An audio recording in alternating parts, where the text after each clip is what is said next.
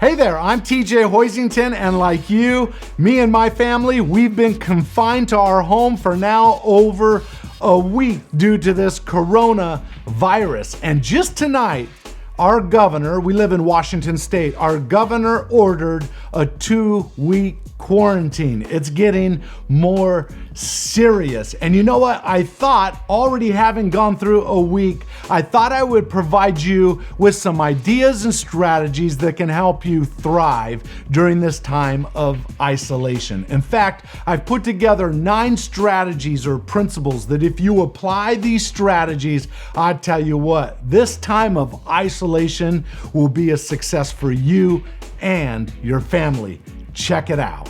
You already know. My passion and my mission to help you unleash your greatness within. My heart goes out to the underdogs that's on their way. If you think you can go from good to great, okay, let's motivate. GreatnessWithin.com. TJ Hoisington. GreatnessWithin.com. All right, so let me just say, first of all, if you are watching this on YouTube, hey, do me a favor, subscribe to my YouTube channel and make sure you click that notification bell so that you regularly get the updates and videos and motivational messages that I will be sharing. Also, if you're watching this on Instagram, hey, do me a favor, follow my Instagram channel. I'd really appreciate it. And if you're listening to this because you downloaded this podcast from iTunes or Spotify or iHeartRadio, then I ask you to join my community. And if you already are a part of my community, let me just say thank you for being a part of my community. I really appreciate it. Now, before we jump into these 9 strategies, let me tell you, just having a little bit of fun. Behind me, you see the book Return to Robinson Island. I don't know if you've ever heard of the classic book. Oh, it's classic, called Swiss Family Robinson. And you know what? I wrote in 2014 and 2015 the first Swiss Family Robinson sequel in 100 years. And during that time, I studied a lot about survival. I studied a lot about the psyche, and I've been doing that for a lot of years, but I studied a lot about isolation because you see, the Robinsons, if I take you back to Swiss Family Robinson in the early 1800s, they were in a shipwreck and they found themselves stranded on a remote island. It was thrust on them when they least expected it. But you know what? They learned to thrive. And you know, this whole coronavirus has been thrust on the world without many nations being aware of it. It's just been thrust on us. And so we're being asked to respond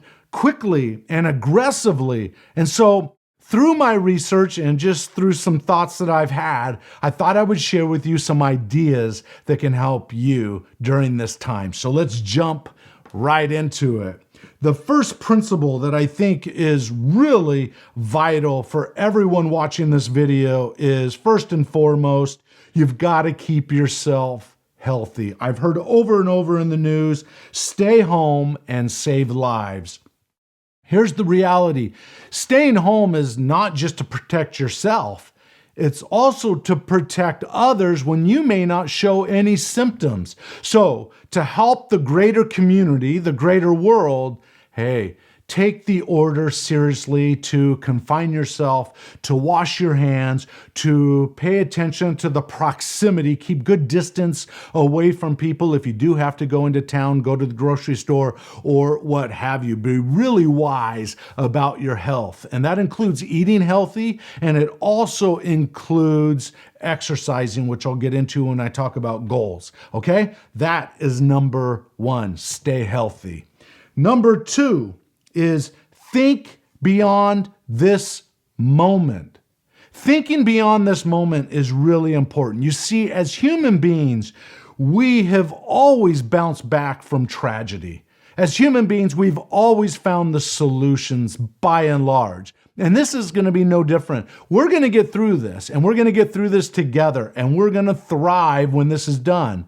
You know, after winter comes spring, and there will come a spring, no pun intended, a spring here shortly when we put all of our effort into conquering this virus. And so you have to believe that we're going to come out of this in a positive way, and that it will only be temporary. So don't buy in to the drama that this is some long-term thing. Listen, if you follow the principles that I share with you here, you will thrive, okay? Number 3, don't make any unnecessary expenditures at this time. Protect your income, protect your money at this time, right? Just be wise. Don't be frivolous with your money. That's all I'm trying to say. Be smart. Number 4, be still and use this time to be still, to ponder, to think. Listen, there's never been a time where you've been asked to stay home like this. For some people, this is going to be very difficult because they're not used to being home alone, listening to their own voices. And so that in and of itself is going to increase stress. I'm telling you, if that's you, relax. Relax. Listen to yourself talk. Listen to the thoughts that go through your mind. Listen to the thoughts that go through your heart.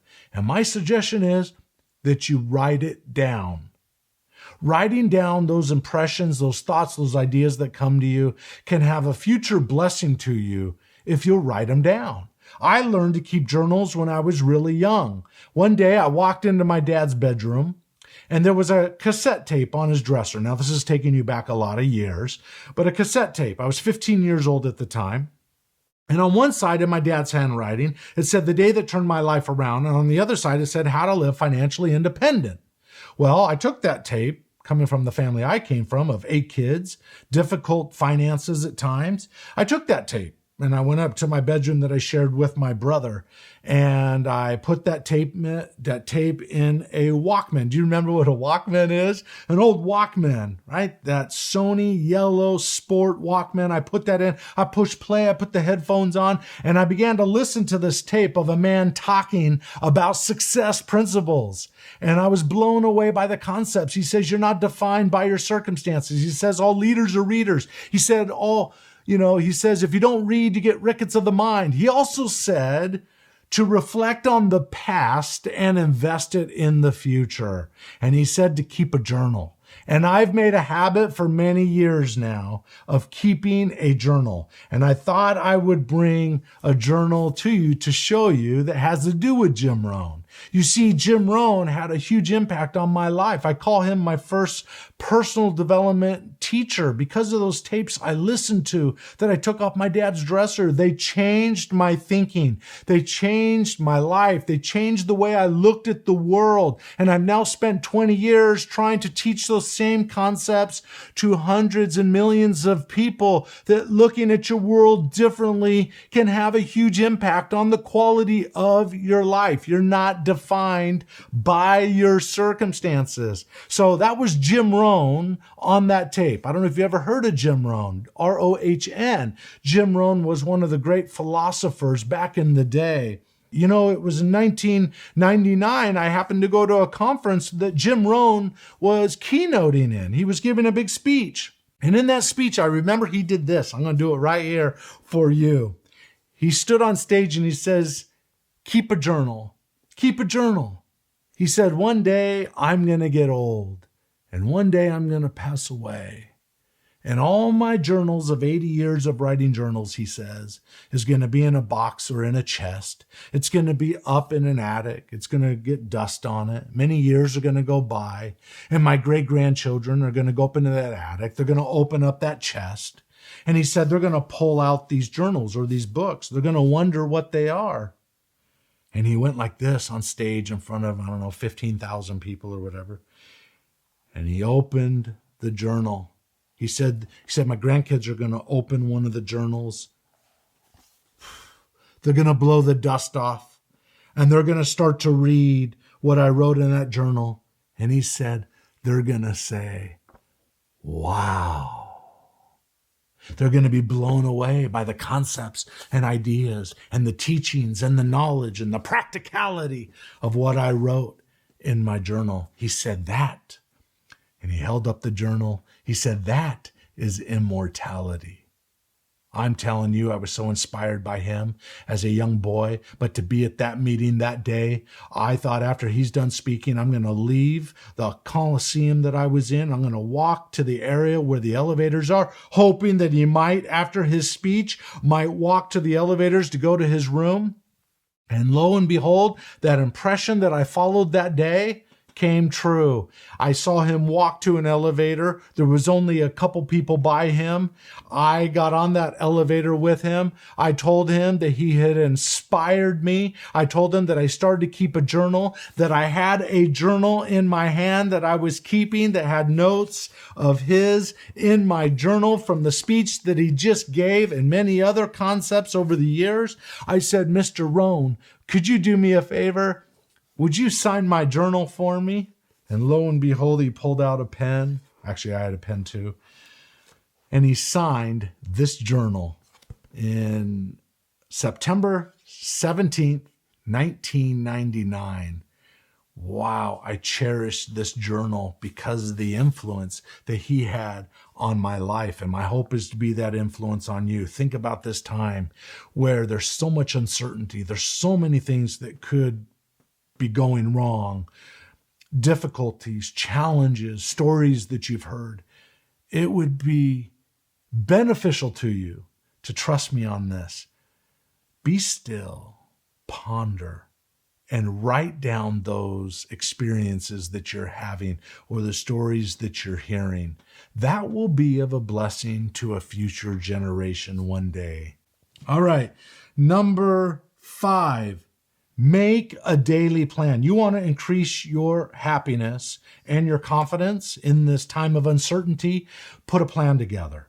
A plan has power to figure out what your days are going to look like and how you're going to execute those days. To have a sense of being productive is critical to being happy and fulfilled. So you know what I did with my family, and actually it was instituted by my wife. She's so sharp. I'm so thankful for my wife for so many things. But let me tell you something. We have 2 daughters at home. We have 4 children, but we have 2 at home. My boys have since grown up. And let me tell you, at home, I have a 9-year-old Julia and a 14-year-old named Kyla. And they last Sunday wrote down their daily regimen, their daily plan. Now, I'm going to tell you, being isolated for an extended period of time, it is likely that the first few days were pretty chill for you. But as time goes on, you probably felt an increase of agitation, an increase of stress. And one way to reduce that stress is put a plan together for you, a daily regimen. So let me just share quickly a couple things that they wrote down. Kyla wrote down, my 14-year-old, that she's going to do math from 9:30 to 11:30. She's going to have lunch at 11:30. She's going to edit and film. She's a social media influencer, so she's going to spend from 12 to 2 o'clock doing filming or editing and so forth. She then wrote down she's going to have from 2 to 4 p.m. nap time. She really likes her naps. She's going to do that. She's got some time in here to do some more homework, some studying that she's going to do, some reading that she's going to do. She's going to do some free time, and then says she's going to have dinner. She's then going to do, and the family, as a family, we're going to do something that we call Come Follow Me every evening, where we reflect on spiritual scriptures and ideas and thoughts and inspiration. And that's been really helpful to our family. So we do that for a half an hour every night as a family without any complaint. Why? Because they put it on their calendar. And it's an expectation that not only do we focus on secular learning, we also focus as a family on spiritual learning and inspirational learning as well. Julia wrote down a number of things. I'll just read a couple of those. Wake up at 8:30, read from 9 to 9:30.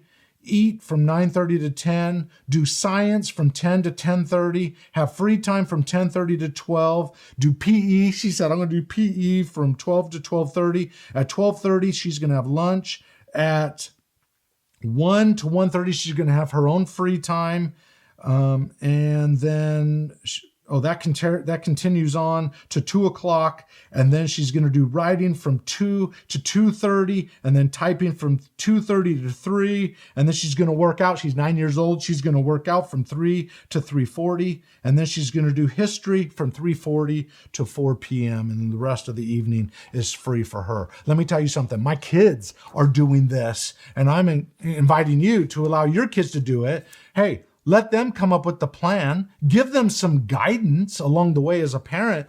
But hey, come up with a plan for them. But make sure as an adult, you have a plan for yourself as well. I tell you, with a plan, it will help push the feelings of anxiety out of the way. It'll give you a sense of purpose. It will give you a sense of order in your life where a lot of things seem like a wandering leaf in the windstorm. All right, let's bring some order to it. All right, the next thing, so number 6 is decide on 3 to 5 goals that you're going to move towards. So that's different than just making a plan or reflecting. That is literally make a plan of action. Decide what you're going to go after, decide on the time limit, decide on specifically what are the action items and when do you plan on having that accomplished. You're also going to want to write down, hey, what are the obstacles that you foresee getting in the way? And then come up with solutions to work around those obstacles. Listen, you have all the information you need at your fingertips because of the internet and because of your iPhones and your different devices and so forth. You have the knowledge. You may not have all the resources right now. So figure out a plan based on your resources at this time, money, other resources. Come up with the best 3 to 5 goals that you can come up with, because we don't know if we're going to be quarantined or confined for a week or 2 weeks, or if we're going to be confined for a month, or you've seen some reports out there that we could be confined for 18 months. Well, if that's true, let's not look back on this time and wish we would have taken advantage of that time. Let's set some goals. And the other thing that's really important about setting goals is that it gives you a sense of purpose and progress. As you achieve the goal, as you check off things that you've accomplished, it gives you a sense of progression. And it also gives you a sense of purpose in this time of isolation. Okay, get those goals done. I can do more videos on goal setting if you would like me to. Let me know. Just put comments down below. All right, number 7 is don't assume. I write down here, we assume a lot of facts without seeing the evidence. Understand that we often make a lot of negative assumptions about what someone did or said without having accurate data. How often have you done that? Let me just tell you a quick, fun story that almost turned pretty negative. Several years ago, I was with my oldest son, Bryce, and we were driving down a road. It was in the middle of the summer. It was a middle of the day, but we live up in the Northwest. There's a lot of trees on the side, so it kind of makes some of the roads a little bit dark. Plus, in my car, I have tinted, windows, so you can't really see me, but it was in the middle of the summer. It's the middle of the day. It was a hot day, and I had a popsicle in my mouth. And as I was driving down this road, going about, 30 miles an hour, I noticed there were 4 gentlemen standing in the middle of the road. They had just got done on the side playing Frisbee golf. I don't know if you ever heard of Frisbee golf, but they were playing that and then they were just visiting in the middle of the road. So I slowed down and they moved on both sides of the car and let me go by. As we went by, I took my popsicle out of my mouth and I just went like this, waving at them to say thank you. And I put the popsicle back in my mouth. I drove about 100 yards. I look in the rearview mirror, and guess what I saw? I saw all 4 of these young men flipping me the bird, flipping me off. I said, Bryce, can you believe it? Look in your rearview mirror. They're flipping us off. So then the thought went through my head. I assumed something. So I stopped the car. I put it in reverse. Right then, Bryce assumed something. Bryce said, Dad, don't go back and talk to them. Dad, don't. It's not safe. Dad, no. I said, it's okay. I've already thought through this. And Bryce, just so you know, I'm calm. I made a choice. Because as I slowed down and came to a thought, I had the thought quickly that I bet these 4 gentlemen or these 4 guys, were thinking when I was going like this with my popsicle and waving at them, they probably thought I was flipping them off. And I thought, oh, they're misinformed. So I put it in reverse. I rolled down my window. I went back and I slowed down when I went back. So I wasn't in some rush, right? I'm not trying to be all big dog or anything. I slowed down. They came around the window like you're ready to go right now. But I know that body language is 56% of our communication. So my body language, I make sure that I had a cheerful countenance. I smiled. I said, hey guys, it's all good. I said, just an FYI though. I know why you guys were flipping me off and it's probably my bad. Notice how I did that. I said, I realized you guys probably thought while I was driving by that I was flipping you guys off. Is that true? They go, yeah. And I said, just so you know, I wasn't flipping you off. I had this popsicle that I was eating in my mouth and I just waved at you holding the popsicle. But I get because of the shaded windows, you probably couldn't see and it looked like I was flipping you off. Oh, sir, they said, I'm so sorry. We didn't mean to do that. We really feel bad about that. I said, it's all good. We're all part of the same team. I understand that I probably caused it without making it clear. So I apologize. They said, oh no, we're sorry, sir. And then just kind of went on for a second. And I put it in drive and I took off and they yelled, thank you, sir. Have a good day. It was a cool little moment that could have gone sour, but it went positive because I looked for the positive assumption. I wrote down here, the Wright brothers, they were told that flying was to be reserved for the birds. But 30 years later, they figured out how to take men and women to the sky. So don't assume the worst in people, in their actions, or even what they say. Remember, right now, with all the uncertainty, the stress is increased.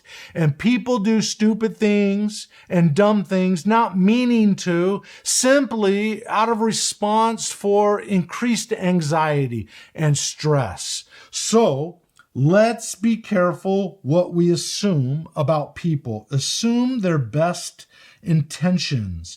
Don't be easily offended. Seek clarification and understanding. Inspect what you expect and stop looking for hidden messages and meanings in what people do and say. Okay? It's that simple. Assumptions will only get you in trouble if they lean toward the negative. Lean toward the positive when you assume something, especially right now with heightened anxiety for people. And by the way, everybody responds differently at times of stress. So, hey, be caring, okay? Number 8, reconnect and strengthen family relationships. What a great time it is to reconnect with people that you have not connected with for some time. Listen, I messaged people and called people this week that I hadn't reached out to for 13 years just to say, are you doing okay? I was thinking about you. I was talking with my family about you, telling a story about you, and I thought I should reach out and just check on you. You can do the same thing. This is a time when you can strengthen those relationships through your devices, of course, but also make sure that you strengthen your relationships with those in your home. I imagine because of the uncertainty and going stir crazy with so many people in the house, you not being used to it. Listen, this is a time of forced isolation that we've got to increase in our love, in our forgiveness, in our affection towards each other, in our patience. This matters right now, especially those that you're co-confining with. Make sure that you're patient with them and that you're looking at ways to increase those relationships. Think about the great conversations you can have with your children right now that you haven't had time to have in the past. I'm telling you, pull each child aside and have a one-on-one conversation every few days, maybe once a week, maybe once a month. Have a conversation where you just find out about their world without trying to correct them. You just find out about their world and tell them that you love them. Take the time to communicate Now more than ever, you have an excuse to strengthen those relationships around you. That's really important. And it's also important just to be grateful. Be grateful for those that are in your life. There's something about grateful people. Let me tell you a quick story. Viktor Frankl, does he have a story? And by the way, I've interviewed people that have been in concentration camps on my podcast, on the Unleash Your Greatness Within podcast. You can just search this particular podcast, Captain Chesley, and on my podcast, the Unleash Your Greatness Within podcast. And I'll tell you what, he talks about being in a Vietnam concentration camp for 7 years. But Viktor Frankl has a similar experience. During World War II, he was put in the Auschwitz concentration camp, and he ended up surviving this experience and went on to write one of the best-selling books of all time called Man's Search for Meaning. Yes, Man's Search for Meaning. And you know what? There's a story about him I came across several years ago where when they saw what the Nazis were doing early on, he and his family decided they would go to the U.S. consulate to get visas to go to America. They wanted to get out of there. They could see what was happening. The writing was on the wall. So his parents went to the U.S. consulate on the first day, and they came home denied. They wouldn't get a visa because they were stricken with age. So Victor went the next day, and lo and behold, he was given a visa to go to America. He was so excited that he was able to get out of there. Well, when he opened the door to his house, he noticed there was a large marble on the ground. It was a big piece of marble that had an inscription on it from the old commandment, honor thy father and thy mother, that thy days may be long upon the land. It was a big piece of marble that his dad had taken from one of the recent bombed out synagogues in the town. And that was sitting there when he first walked in. The message touched his heart. He took that visa, never showed his parents, took the visa, went upstairs to the drawer that he had in his bedroom, the dresser drawer. He put that visa in the drawer and closed the drawer and never used it. Can you believe that? Here he has a moment for freedom, and he chose to stay and be taken by the Nazis, being a Jew, taken by the Nazis. His sister, his mom, and his dad went to the Nazi concentration camps, and eventually his family was separated, but there was one blessing in disguise. He was able to be with his dad. One thing I didn't say in the beginning was that he was an esteemed surgeon and psychiatrist in Vienna. And what a blessing it was that he could go to the concentration camp and not only bless hundreds of people that were in that camp, but he was able to bless his own father, who ended up dying in his arms, and he was able to relieve him of pain while he died. Well, one thing that Viktor Frankl learned is those that survived with a sense of dignity this time in the concentration camp, they did because they had a sense of meaning in their life.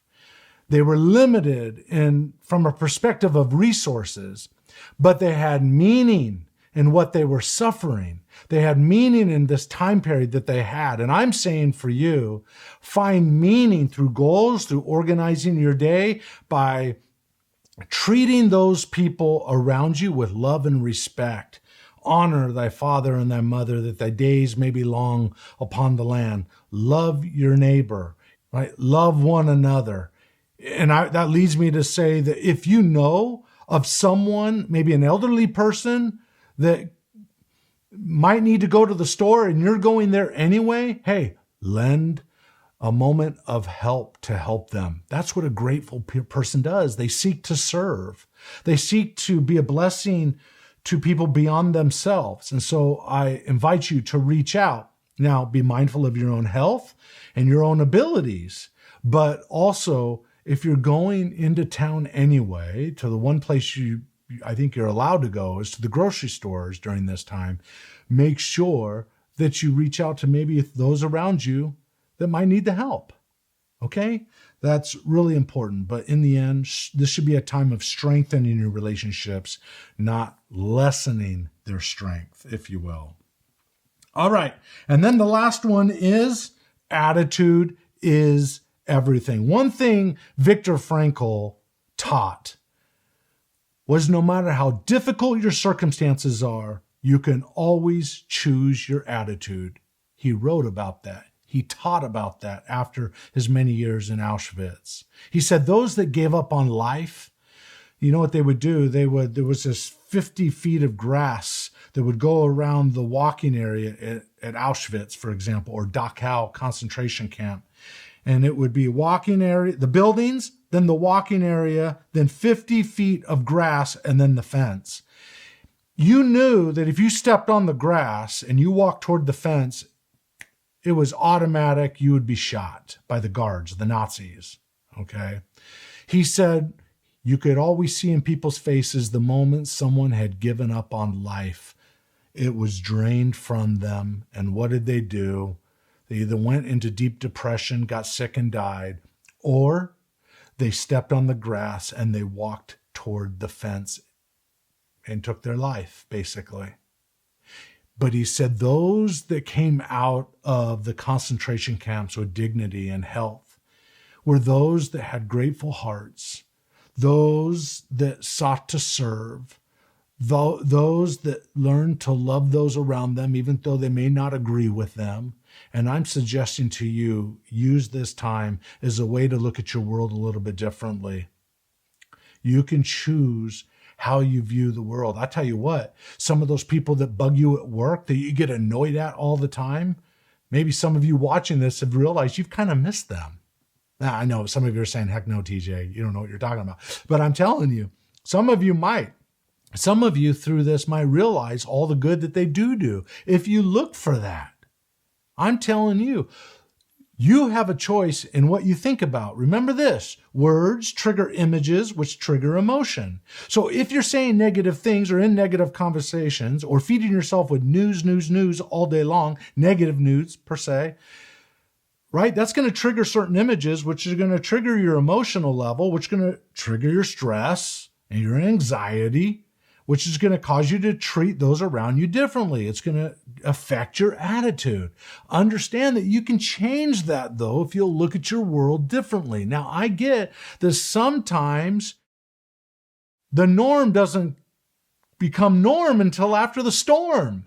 Sometimes bad times create wonderful blessings and opportunities. Let me tell you something, a little personal story. I don't think I've shared this before.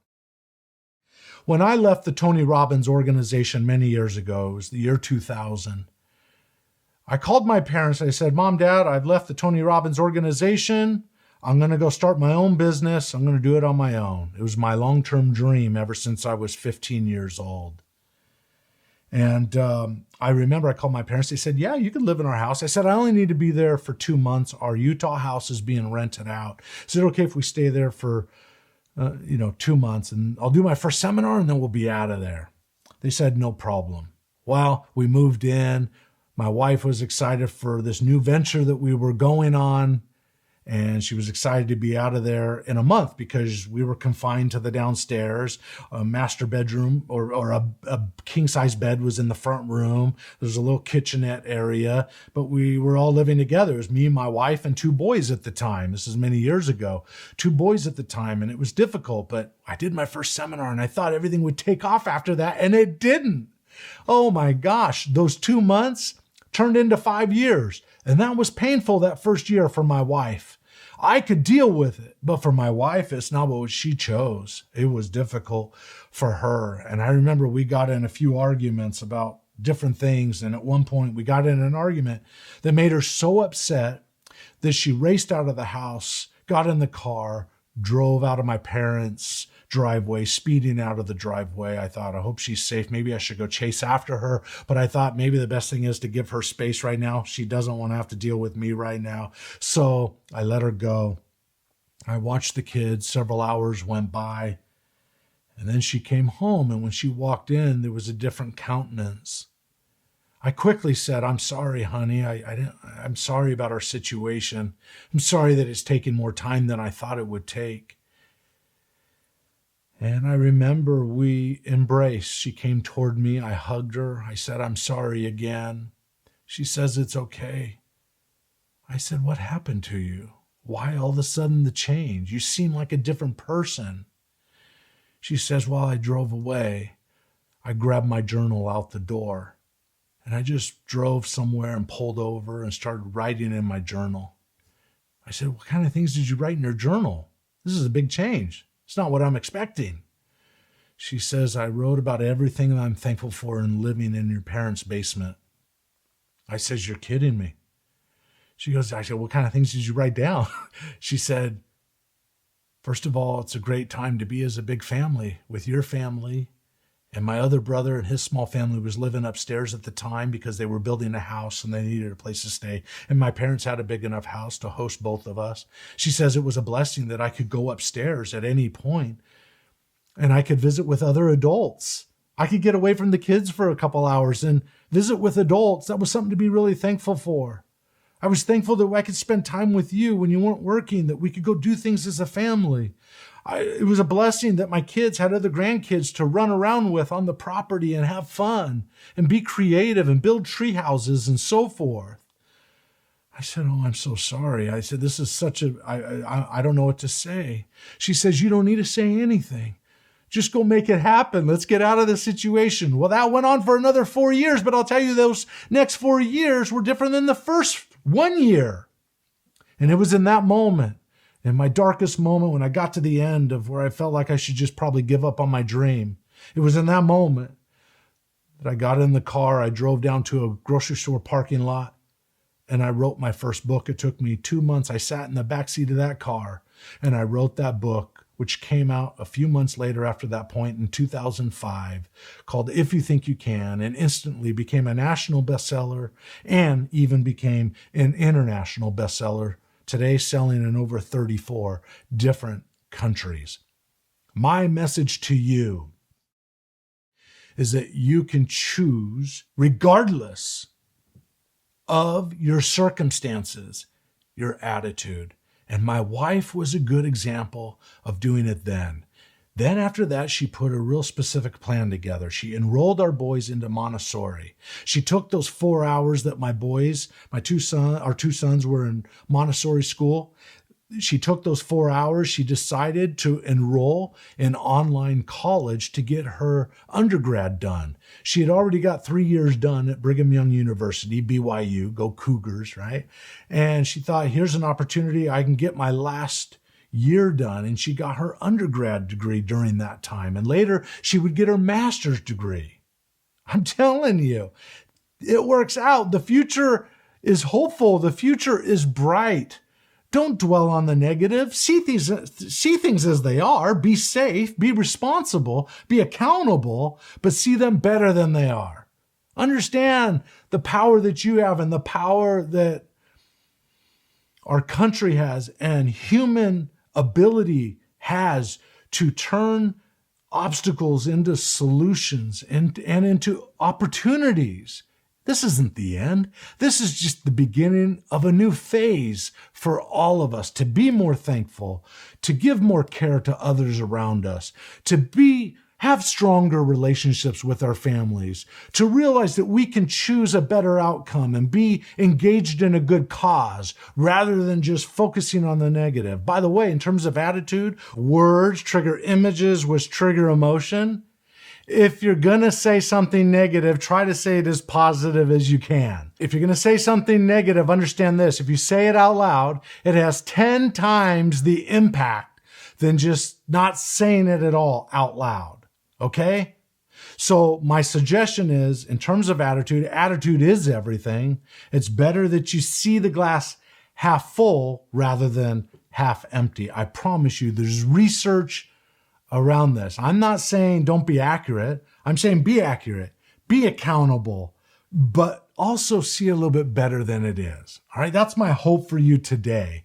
I hope this message has been meaningful to you. I know I went long, but hopefully there was some truths in here that can help you make this time of isolation, prolonged isolation, a success. When you look back on it to say, wow, it was hard at moments, but I learned a lot from it.